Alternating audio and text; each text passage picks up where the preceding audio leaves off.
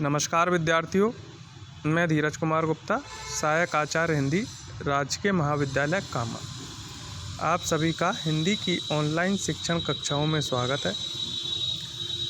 हम अध्ययन कर रहे हैं श्री उदय शंकर भट्ट द्वारा रचित एकांकी पर्दे के पीछे।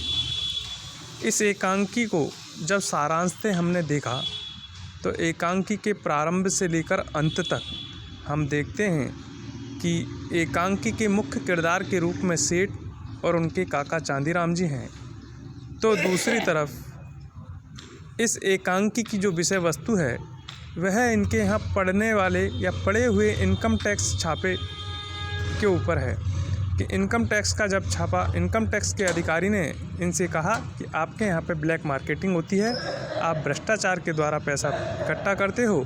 उसी को लेकर पूरी एकांकी को गठित किया गया।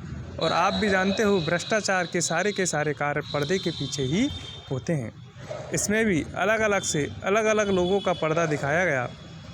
सेठ और चांदीराम का पर्दा, किस प्रकार से वे ब्लैक मार्केटिंग करते हैं, कैसे भ्रष्टाचार के माध्यम से पैसा कमाते हैं। और पर्दे के लिए दुनिया के सामने जो आते हैं वो एक परोपकार के रूप में आते हैं। पक्षियों के लिए, पशुओं के लिए अस्पताल का खुलवा देना, अलग अलग धर्मशालाएं बनाना, प्याऊ लगाना, प्रतिदिन ब्राह्मणों को भोजन कराना, इस तरीके की ढोंग विद्या भी हम देखते हैं। साथ ही साथ उनके जो मुनीम हैं वह भी इस कार्य में उनका सहयोग देते हैं। उसके बाद दो किरदार आते हैं हमारे सामने, लालचंद जी और नेमीचंद जी, जो कि स्वतंत्रता आंदोलन या स्वराज आंदोलन में कांग्रेस की भूमिका में अपने पदों की भूमिका बताते हैं कि हमने कांग्रेस को आज़ाद कराने के लिए क्या क्या नहीं किया। और कांग्रेस जब देश स्वतंत्र हो गया और अच्छा पद उन्हें नहीं मिला, यद्यपि संगठन में उनकी पकड़ मजबूत है, तो वह भी अप्रत्यक्ष रूप से पर्दे के पीछे से ही इन लोगों से चंदा लेकर, इन लोगों से अपने काम निकलवा कर, मकान कोठियाँ बनवाकर अब आराम की ज़िंदगी भोग रहे हैं। इधर इनकम टैक्स अफसर को मनाने के लिए, अर्थात उसे रिश्वत का पैसा देने के लिए भी अनेक प्रयत्न किए जाते हैं। उन प्रयत्नों में एक किरदार के रूप में हमने निकल के आता है डॉक्टर, जो कि पशु अस्पताल का डॉक्टर है।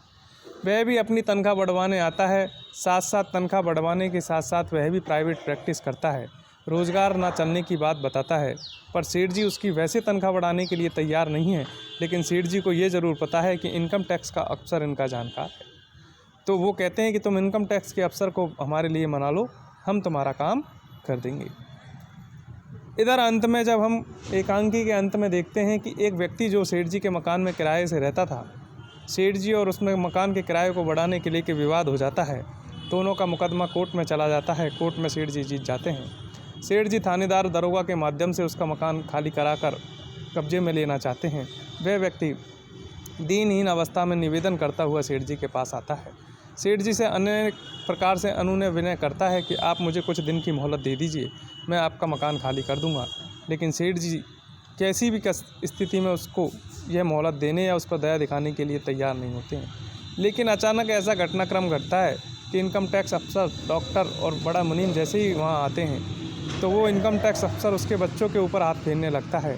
यह देखकर बड़ा मुनीम सारी स्थिति को समझ जाता है और तुरंत ही उनसे कह देता है, आप चिंता ना कीजिए, आप मकान में ही रहिए और हम आपकी व्यवस्था कर देंगे। क्योंकि उन्हें इनकम टैक्स अफसर को अपनी ओर झुकाना था।